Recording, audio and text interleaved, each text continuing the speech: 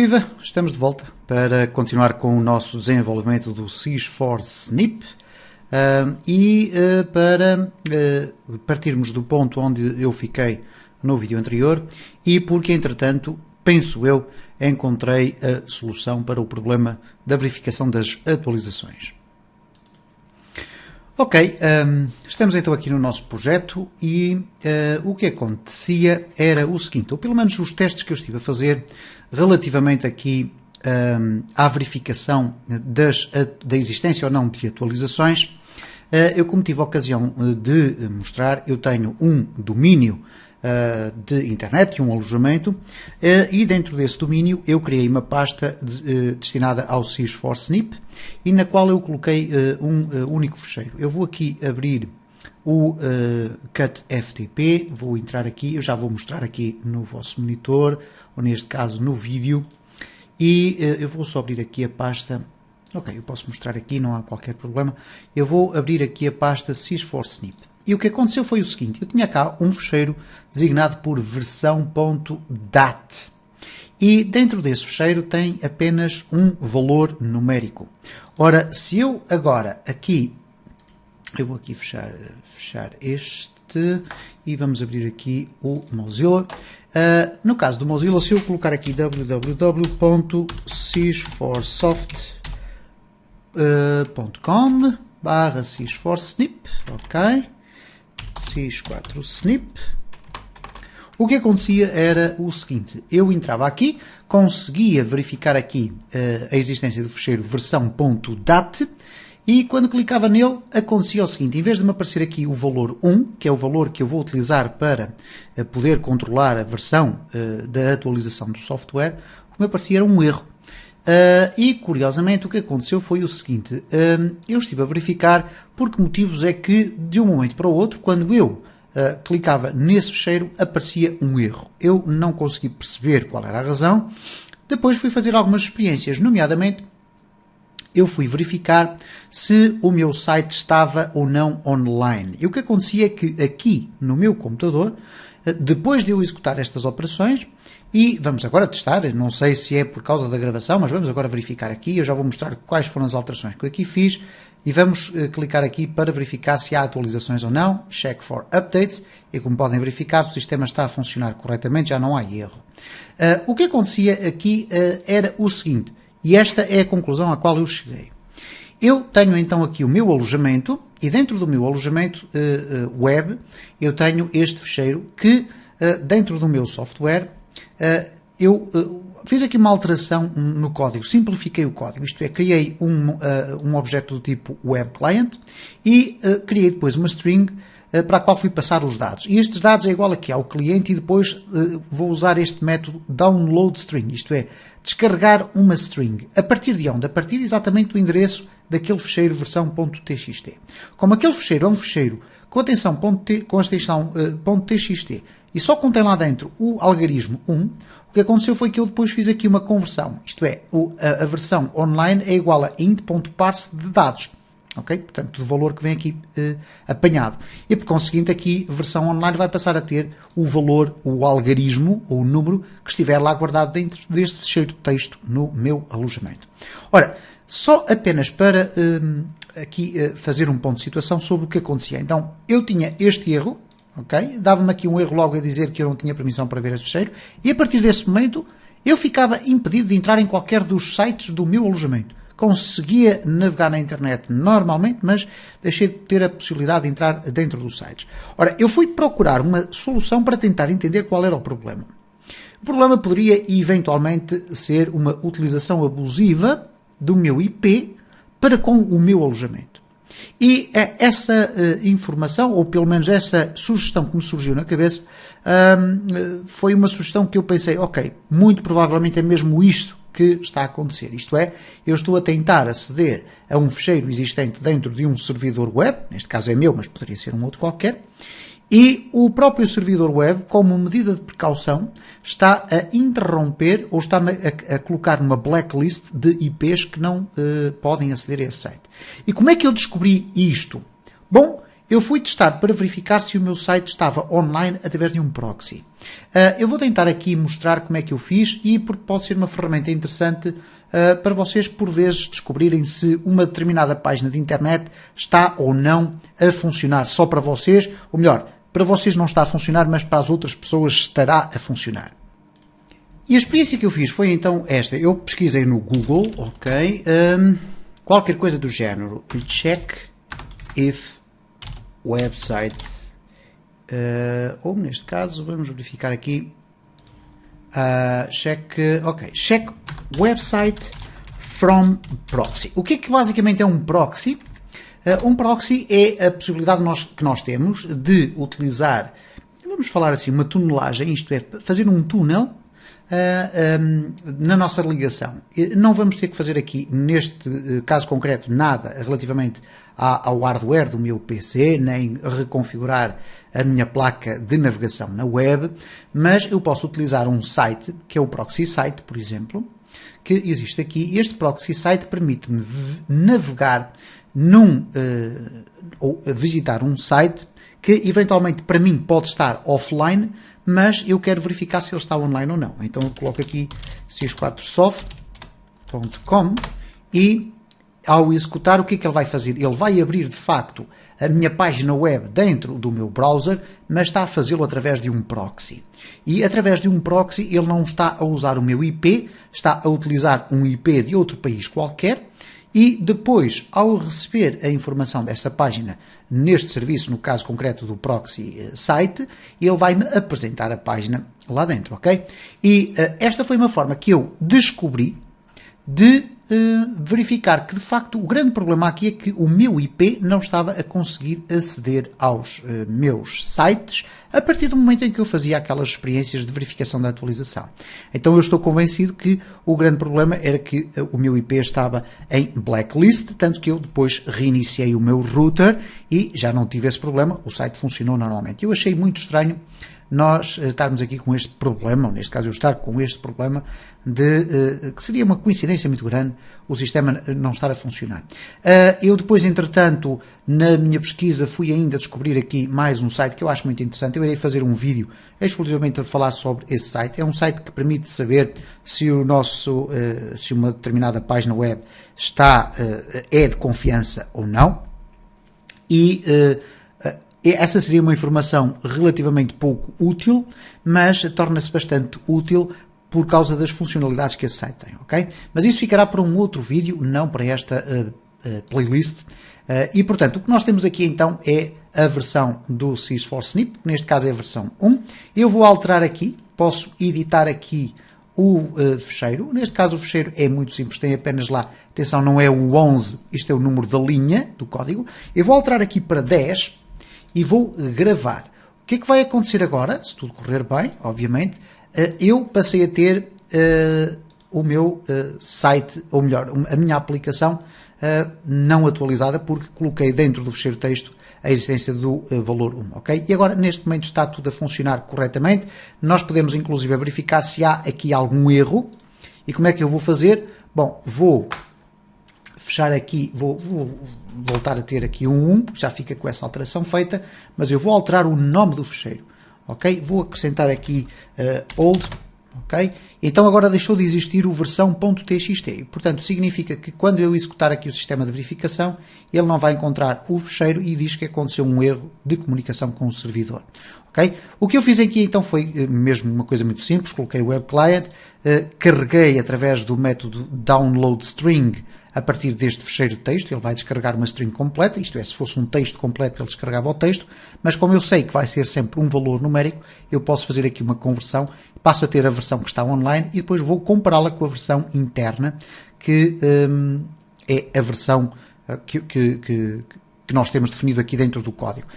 Se o resultado for igual a 1, é porque existe uma nova versão, portanto, se a versão online for maior que a versão interna, existe uma nova versão. Caso contrário, existe aqui o 2 no caso de existir um erro, e portanto aconteceu um erro, ou então o 0 quando não existe nenhuma atualização, ok? E portanto aqui o resultado só passa a ser 1 quando de facto se verifica que a versão online é maior do que a versão interna. Caso contrário, este valor aqui do resultado vai ficar sempre como resultado, ok?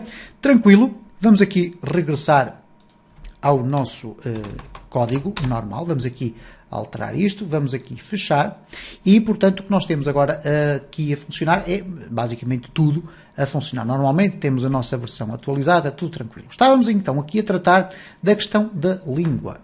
E, posto isto, vamos aqui avançar aqui nos nossos métodos da língua.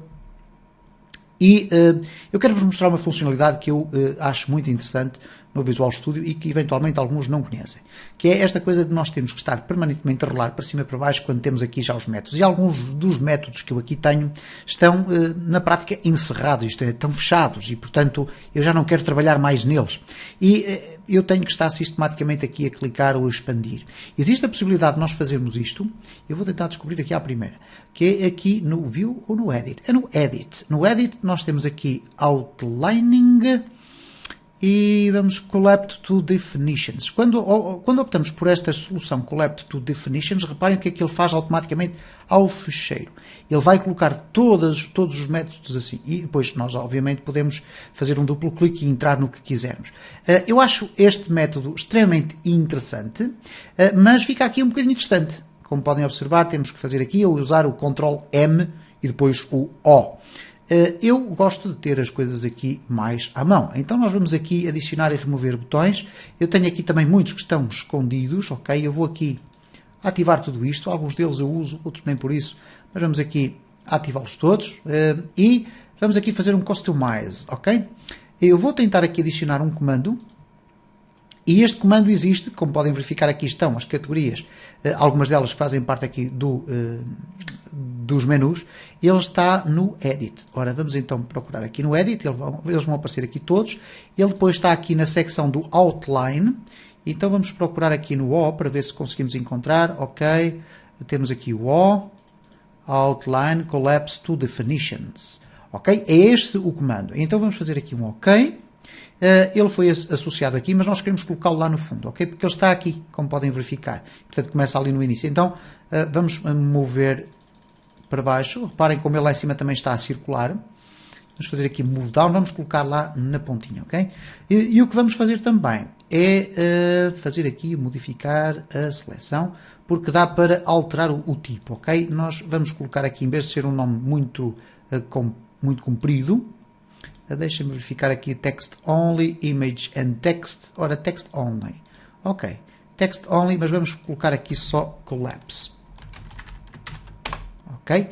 Vamos fazer OK. E, portanto, temos ali Collapse. Fica muito mais pequenino, ok? Então, sempre que eu tiver aqui vários métodos abertos, mas quiser fazer um Collapse, eu clico ali e tenho o meu sistema a funcionar corretamente. Ok, fantástico. Muito bem. O que nós temos então agora aqui é o seguinte, aqui no nosso formulário já tínhamos verificado que conseguimos ir buscar o texto, conseguimos já atribuir o texto aos botões do nosso formulário. Nós temos, no entanto, aqui um problema que vamos ter que resolver. Porquê? Eu vou mostrar aqui o que é que acontece relativamente aqui aos controlos. E vamos colocar aqui neste caso, o nosso interruptor. Vamos travar aqui o código.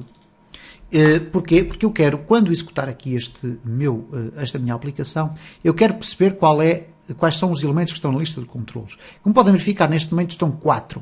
E, de facto, se nós formos verificar aqui no nosso formulário, nós temos 4. Temos aqui uma combo box, 2 botões e um label. No entanto, vamos ter aqui um problema. Porquê? Porque se eu acrescentar aqui, por exemplo, um painel, que está aqui na secção dos containers. E um painel é muito interessante porque, por exemplo, nós podemos utilizá-lo para separar radio buttons, isto é, 2 grupos de radio buttons. Eu posso ter um radio button para escolher uma determinada opção e posso ter outro grupo de radio buttons. Se eles estiverem no mesmo container, eles vão se influenciar uns aos outros. Eu vou dar aqui o exemplo, muito rápido. Se eu colocar aqui um radio button dentro, copiar aqui um outro para dentro, ok. Se eu agora, eu vou colocá-los aqui fora, pelo sim, pelo não. Vamos copiar e colar aqui um outro. Eu tenho aqui 3 radio buttons, ok? E, portanto, se eu agora executar a minha aplicação, okay, eu vou tirar daqui a interrupção, reparem o que acontece é isto. Se eu agora quiser colocar aqui um outro grupo de radio buttons completamente independente, eu não o posso fazer simplesmente desta forma, quer dizer, eu não posso chegar aqui, pegar, copiar, colar, colocar aqui os restantes valores, ok? Eu vou chegar aqui para o lado. E, portanto, o que é que vai acontecer? Neste caso, eles vão estar todos no mesmo contentor e, por conseguinte, eles funcionam de forma irmanada. Então, uma das formas de nós podermos alterar esse comportamento é utilizar outros contentores. Neste caso é, por exemplo, um painel. Okay? E o painel tem aqui, por defeito, uma apresentação invisível. Portanto, esta borda aqui apenas serve para nós nos orientarmos. Mas o que vai acontecer então é o seguinte. Agora, quando fizermos um start, reparem como eles funcionam aqui de forma independente. Os que estão dentro do painel e os que estão fora do painel. Então, neste caso aqui, o que nós temos é um problema. Porquê? Vamos aqui fazer a paragem aqui no nosso método, que vai procurar todos os controles e colocar lá os textos. O que vai acontecer é o seguinte, se repararmos agora aqui no nosso formulário, temos os 4 elementos que já existiam, temos mais um painel e temos 1, 2, 3, 4, 5, 6 radio buttons. Portanto, temos 1, 2, 3, 4, 5, 6, 7, 8, 9, 10, 11. 11 controles. Mas vamos verificar o que é que o sistema nos vai dizer. Aqui na lista de controles só aparecem 8. E se nós formos a verificar quais são os controles que aparecem, nós vamos ter aqui o Radio Button, o 2, o 3 e vamos ter o Radio Button 1. Foram os 3 primeiros que nós criámos. Não vamos ter aqui o painel. Okay? O painel está aqui, mas os controles que estão dentro do painel não estão cá. E isso é fundamental. Nós temos que criar aqui um sistema redundante que permita ir capturar os controles que estão dentro dos painéis. E o problema aqui é que dentro de um painel podem existir outros painéis e, portanto, temos que fazer aqui um sistema recursivo que vá construindo a lista dos controles todos, independentemente de eles estarem ou não dentro de contentores uns dentro dos outros, ok? Então, o que nós vamos ter que fazer aqui é algo do género. Nós temos aqui no nosso formulário, então, a possibilidade de ter, por exemplo, imaginem, podíamos ter aqui isto, ok? E podíamos, inclusive, depois ter aqui dentro ainda isto, ok? Portanto, já temos aqui uma confusão enorme de elementos, é natural, mas eu vou aqui tentar organizar para ficar um bocadinho mais coerente para vos explicar o que é que eu vou fazer. E depois vamos passar aqui à prática do código. Portanto, nós temos aqui vários painéis e temos aqui 2 painéis dentro do nosso formulário, mas por sua vez temos aqui um outro painel dentro de um outro painel. Então o que é que nós vamos ter que fazer? O sistema vai ter que começar por verificar quais são os controles que aqui estão, mas a determinada altura, se detectar que um determinado controle é contentor, isto é, por exemplo, o painel tem essa capacidade de ser um contentor de outros objetos, o que vai acontecer é que ele vai voltar a chamar a função que está a carregar a pilha, a lista de controles, para ir verificar quais são os controles que existem lá dentro. Okay? Se ele, entretanto, encontrar um outro controle que também é contentor, vai parar e vai ir buscar lá dentro. E só depois de parar e de ir buscar a coleção de todos, é que ele volta a sair para este, verifica que não existem mais controles, volta a sair para o anterior. Portanto, ele vai entrar, sair e sair. Okay? E este sistema que eu vou fazer vai funcionar de forma independentemente da quantidade de elementos contentores que eu tenha uns dentro dos outros. Okay? Então, vamos aqui regressar ao nosso código e vamos meter a mão na massa. Eu vou criar aqui um método específico para ir criando aquela lista, a lista dos controles. Okay? Ela está aqui, mas eu não posso fazer isto que aqui está dentro deste método. Porquê? Porque eu vou fazer um método recursivo. Então vamos fazer aqui um private void. Ele vai só atuar nesta lista. Como esta lista, eu penso que esta lista vai ter que ser colocada aqui na base, ok? Para nós depois podermos atuar sobre ela. Então, esta lista vai ser colocada ali na base. O que nós vamos fazer é simplesmente dizer que esta lista vai existir. Aqui, nós vamos criar a lista. Ora, lista controls é igual a new lista controls. E depois o que nós vamos fazer aqui, em vez deste código que aqui está, é chamar a execução deste método. Ora, este método vai se chamar constrói lista controls. Ok? E agora reparem o que é que nós vamos passar aqui para dentro. Ora, aqui para dentro nós vamos passar o seguinte. Vamos passar um control container.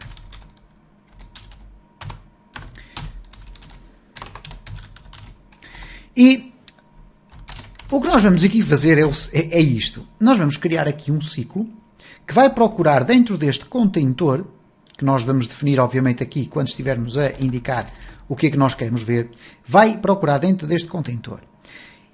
E ele vai fazer a pesquisa pelos controles todos. Então, for each control C in container.controls. O que é que ele vai fazer quando encontra um control? Bom, ele, na prática, ele vai fazer a lista, aquela lista de controlos, .add C. Ok? Portanto, ele vai adicionar à lista de controlos. Mas nós vamos ter que verificar primeiro se o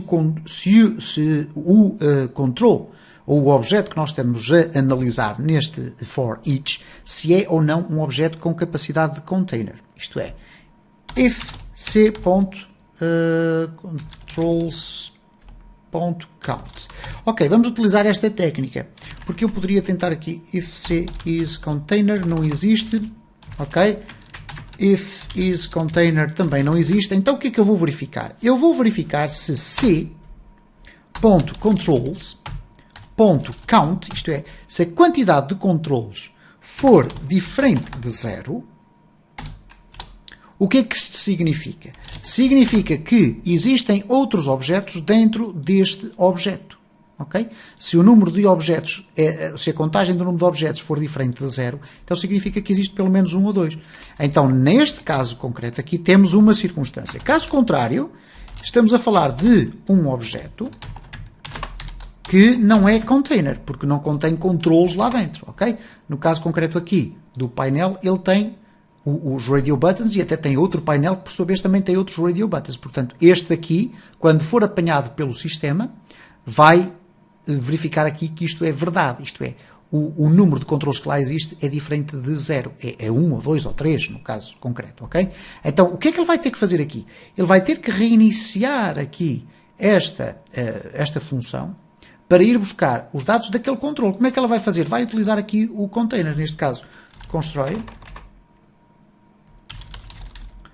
Ok, constrói lista de controles. E qual é o container que ele vai passar? O C. Ok? Que é este C que aqui está. Quando o C deixar de ter objetos, ok? O que ele vai fazer é saltar fora. À partida é isto que vai acontecer. Eu vou testar isto da seguinte forma. Ok? Vamos aqui puxar o código todo para trás e vamos só simplesmente colocar aqui isto. Constrói a lista, constrói a lista de controlos do formulário. Ok? E agora vamos fazer assim, constrói lista de controlos. Qual é o primeiro item que nós vamos passar? É o formulário que nós estamos a tratar. Portanto, é o FRN, é o contentor main, vamos lhe chamar assim. Ok? Vamos então aqui colocar o nosso interruptor e o que nós vamos ter agora é uma coleção de muitos elementos. Espero eu. Vamos ter 1, 2, 3, 4.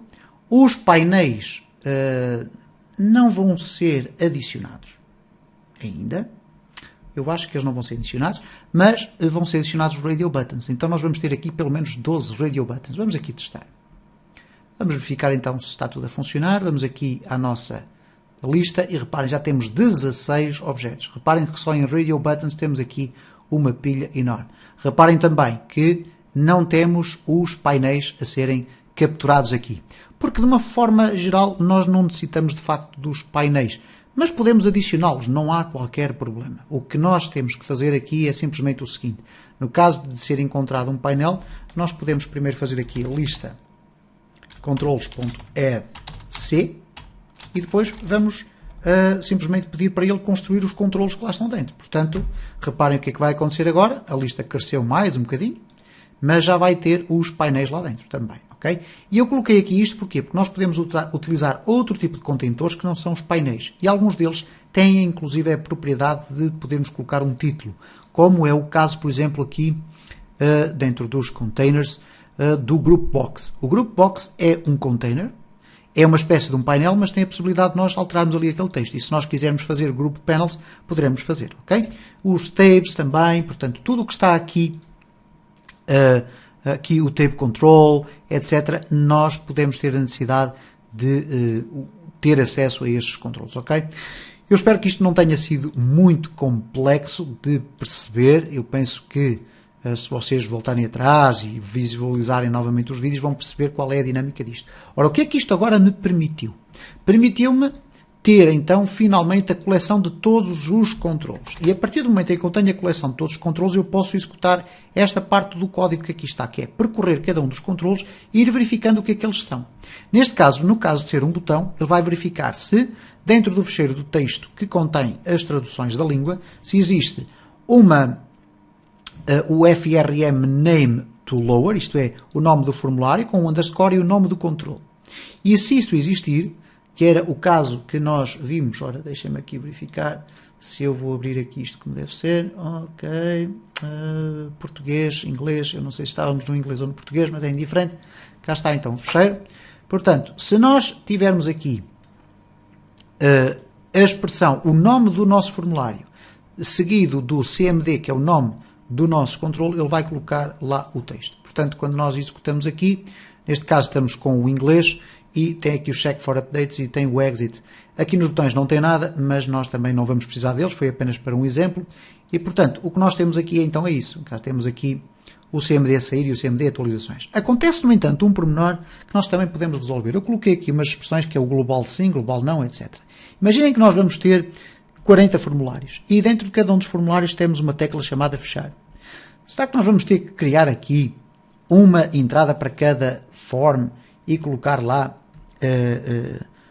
sempre o texto sair, sair, sair, sair, etc. Ora, acho que não faz muito sentido. Eu vou abrir aqui também o inglês. Então o que faria sentido era, sempre que se encontrasse qualquer coisa chamada CMD underscore sair, ele, em vez de ir buscar aqui uma expressão destas, ia buscar aqui o global. Então vamos tentar fazer isso. O que nós vamos fazer aqui é o seguinte. Se o C for um botão, então vamos ter aqui algumas circunstâncias. Isto é, o cText será igual a língua de FRM, etc. Portanto, o que nós vamos ter aqui é string, neste caso chave, porque ela não existe aqui, é igual a quê? É igual a isto que aqui está. Esta é a chave que vai determinar se existe ou não um elemento lá dentro. Okay? Isto é, se existe, esta é a chave que vai definir então qual é o texto que vai ter que ser procurado aqui. No entanto, nós vamos fazer o seguinte. Vamos aqui criar um sistema que nos permita determinar se o botão começar por CMD e tiver um underscore e depois um determinado termo, e nós sabemos que CMD underscore vai ter sempre o mesmo comprimento. Portanto, é aqui o 0, o 1, o 2, o 3 e a partir do 4 para a frente. Então vamos aqui fazer o seguinte. Vamos aqui comentar isto, por enquanto, e vamos fazer assim. String global é igual a quê? Ou neste caso vamos fazer assim. If c.name.starts with cmd, isto é, se o meu comando, se o meu botão começa, o nome dele começa por cmd, então eu vou tentar verificar se existe ou não uma chave no global.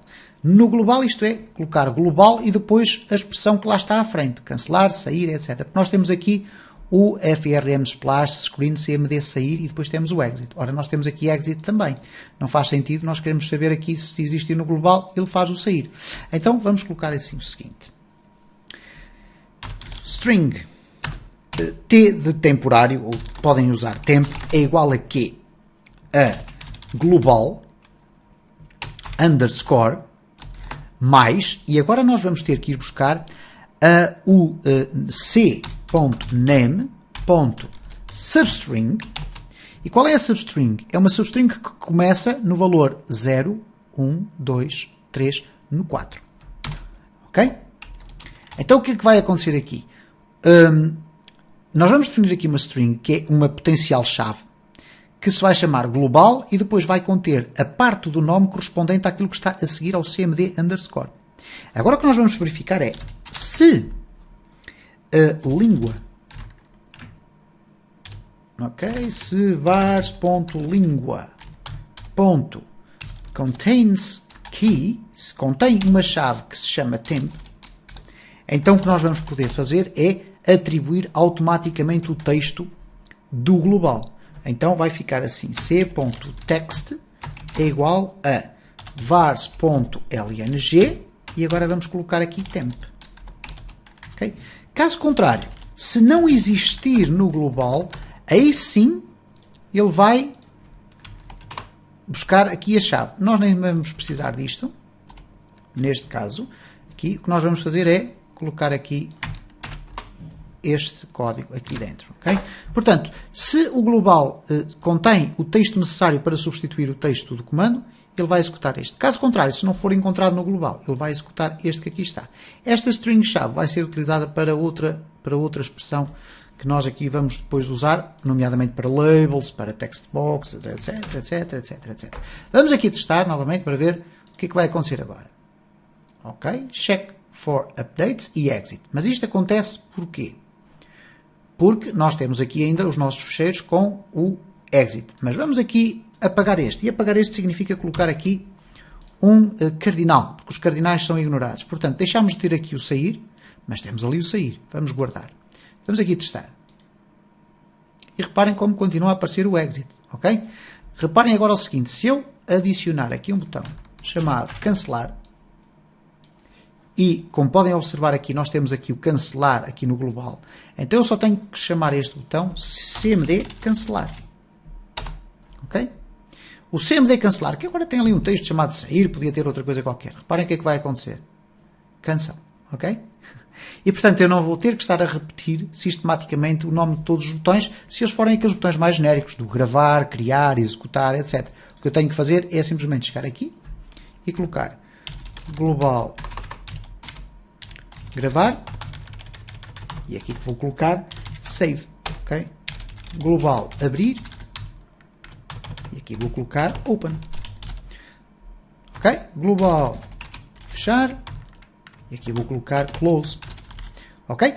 Perceberam a ideia disto, certo? É evidente que eu depois vou ter que ter o cuidado de ter a estrutura dos ficheiros exatamente igual, portanto eu já não vou precisar sequer disto, certo? Porque tenho ali no global. Perguntar-me, então, mas não faria sentido colocar tudo no global? Não. Há determinadas circunstâncias em que os nomes dos comandos só dizem respeito àquele fecheiro, ok? E, portanto, ou àquele formulário. E, portanto, faz sentido estarem aqui, ok? Da mesma forma que eu costumo colocar também aqui um último espaço, até às vezes colocar aqui isto desta forma, frases, e depois vou utilizar a expressão frase ficheiro inválido, por exemplo, e colocar aqui invalid file, por exemplo, ok? Eu posso utilizar estas frases, por exemplo, para apresentá-las numa caixa de diálogo com uma mensagem de alerta, ok? Vamos fazer o seguinte, eu vou remover daqui, isto que aqui está não me interessa neste momento, vou guardar este fecheiro e vou copiar tudo isto que aqui está, ou melhor, vou copiar tudo isto que aqui está e vamos colocar no português e depois, só para fazermos a experiência, ok? Porque eu vou colocar aqui o sim, o não, o sair, o cancelar, gravar, abrir, fechar, verificar atualizações. Vamos colocar aqui com 3 pontinhos e depois deseja sair. Ok? Deseja sair da aplicação. Tranquilo. E vamos guardar. Temos os dois ficheiros guardados. O que é que nós vamos querer agora? Eu vou aqui apagar estes controles que aqui estão. É o seguinte. Quando eu carregar aqui, eu quero que automaticamente a minha opção faça duas coisas. Atualize o fecheiro das configurações e o programa seja reiniciado. Ok? Então vamos verificar como é que isso se faz para terminar este vídeo. Vamos então aqui verificar o que é que acontece aqui quando nós fazemos uma alteração e, portanto, o que nós tínhamos aqui é o seguinte, quando entramos dentro deste formulário é definida aqui uma variável de interruptor, como eu costumo dizer. Esta variável vai dizer que as funcionalidades automáticas do formulário não podem ser executadas enquanto o avançar não passar a igual a true. E uma das funcionalidades automáticas é, ok, quando executo aqui o código, eu construo o combo das línguas. Está aqui a construção do combo das línguas. Quando chega ao fim, ele diz que, ok, coloca lá no combo das línguas qual é a língua que está selecionada. ok? Que é isto que aqui está. Qual é a língua que está selecionada nas opções? Ora, ao fazer isto, ele automaticamente vai alterar o index do item. E quando eu faço aqui um duplo clique, como o Selected Index Changed vai ser ativado, eu tinha aqui um problema, ia ter aqui uma redundância, ok? Ia ter aqui eventualmente um erro. Então o que nós vamos fazer aqui é o seguinte, nós já colocámos ali a dizer o seguinte, depois do carregamento dos termos estar feito, okay, constrói o combo de línguas e eventualmente constrói outras coisas quaisquer, etc. Avançar passa a ser igual a true. E avançar significa funcionar. Isto é, a partir de agora, este sistema passa a poder funcionar. Que é, na prática, isto. Reparem, se eu alterar aqui agora para português, ele diz mudou de língua. Ok?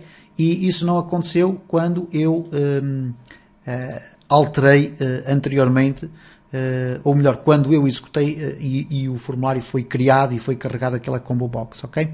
Então, o que nós vamos agora aqui fazer é o seguinte, eu quero fazer duas coisas. Atualizar as configurações. E reparem como isto agora começa a ser mais intuitivo. Porquê? Para eu atualizar as configurações só tenho que fazer o seguinte. Vars.língua selecionada passa a ser igual a quê? Passa a ser igual ao valor que ali está. Portanto, a combo linguas.text.tolower. Eu vou colocar tudo em minúsculas. Porquê? Porque o fecheiro de configuração guarda em minúsculas. E agora só tenho que fazer o seguinte. Vars.gravar configurações. Ok? Porque quando eu for aqui, clicar aqui no meio deste método e pressionar a tecla F12, ele vai saltar para aquele método. E este método vai reescrever o fecheiro das configurações. Ora, o que é que eu preciso agora para que o sistema perceba que a língua foi alterada? Eu preciso de informar que o sistema precisa de ser, a aplicação precisa de ser reiniciada. Ok? Então o que nós vamos fazer aqui é o seguinte. Vamos aqui dentro deste método, ok? Gravar as configurações. Ele agora vai fazer informar que a aplicação vai ser reiniciada. Então neste caso temos messagebox.show e agora vamos usar a língua. Neste caso a língua selecionada ainda está ali como sendo a língua anterior, ok? Mas ela ainda não foi alterada na prática porque quando a aplicação é executada pela primeira vez ou é carregada, é aí que é carregada a língua. Portanto, apesar de nós estarmos aqui já a alterar a língua e a gravar as configurações, a língua continua a ser a mesma até que o programa seja reiniciado. Então nós vamos ter aqui show vars.lng de língua e o que nós vamos colocar aqui é frase reiniciar aplicação. Ok? Então reparem o que é que vai acontecer agora. Ok? Eu vou selecionar tudo isto que aqui está. Vou aqui aos meus fecheiros das frases, neste caso, dos textos, e coloquei ali a primeira. A aplicação vai ser reiniciada. Ok? Vamos aqui copiar, vamos colocar também no inglês. Ora, como é que... this application will be restarted. Ou will restart now. Ok? Certo? Temos então os dois fecheiros guardados. Fantástico. Vamos aqui completar aqui a construção. Neste caso vamos aqui vírgula, ou melhor, vamos colocar a vírgula lá no topo. Vírgula. vars.lng e agora reparem o que é que eu vou fazer. Global warning. Ou melhor, vamos colocar aqui global informação. Assim está melhor. Vamos copiar aqui. Certo? Depois vamos colocar aqui messagebox buttons.ok. Não há yes ou no, portanto vai ser obrigatório. E messagebox icon.information. Ok? Vamos aqui puxar isto atrás. Depois aqui vai ser reiniciar a aplicação. Já vamos fazer isso. Vamos aqui, no entanto, copiar isto que aqui está. Vamos colocar aqui na informação. Vamos colocar aqui no global. Portanto, global informação info. Ok, em inglês. Vamos copiar e colocar aqui no português. informação. Okay? Vamos gravar tudo, certo? Vamos reiniciar a aplicação. Application.restart. Tão simples quanto isto. Ok? Quando ela reiniciar, o que é que vai acontecer? Já vão estar as novas configurações guardadas e automaticamente já vai carregar a nova língua. Vamos verificar se é isso que acontece. Ok, vamos ver se há erros. Ok, estamos em inglês. Cancel, exit, check for updates. Vamos selecionar aqui o português. This application will restart now. Ok. E cá está já o português. Ok?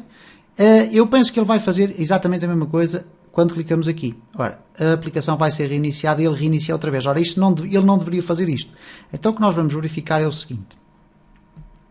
Nós vamos ter que arranjar aqui uma forma de controlar se o texto que foi selecionado é ou não é o mesmo que lá estava. Ok? Então vamos fazer o seguinte. Se eu clicar aqui, ele primeiro vai verificar, ele vai ali atualizar as configurações, mas antes disso, verifica se escolheu a mesma língua. Ora, se ele escolheu a mesma língua, ele não vai reiniciar, vai pura e simplesmente voltar atrás e não executar o resto do código. Então, vamos fazer if, neste caso, combo linguas.text.toLower é igual a vars.língua selecionada, return. Okay? Eu penso que com isto já conseguimos resolver. Porquê? Se nós alterarmos para um texto que é exatamente igual ao da língua que já está selecionada, ele nem sequer vai avançar com o resto do código. Vai simplesmente fazer um return. Vamos experimentar. Ok, temos o português. Clicamos no português. Clicamos no português. Clicamos no inglês. Ok. Cá está. Check for updates. Ok?